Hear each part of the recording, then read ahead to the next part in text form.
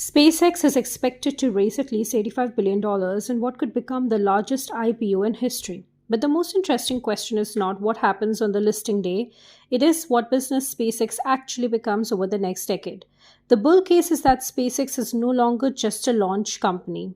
Starlink could become a global communications platform, AI compute could become a multi-billion dollar revenue engine through customers like Anthropic and Google.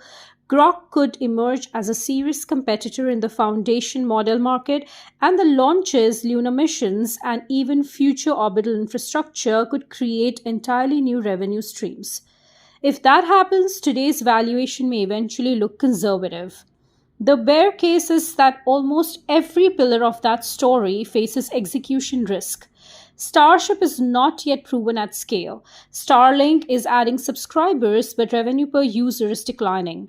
Competition is increasing. AI compute is benefiting from today's scarcity, but scarcity rarely lasts forever. And if AI models become more efficient, the economics of compute could change dramatically. Then there is Elon Musk. For 2 decades, SpaceX and Elon Musk have been almost impossible to separate, which raises a deeper question. How much of SpaceX's future value comes from its technology, infrastructure, and engineering capabilities, and how much comes from Musk's ability to repeatedly identify and pursue opportunities that others do not see? The question isn't whether SpaceX is valued correctly. The question is whether traditional valuation frameworks can keep up with a company that keeps changing its own category.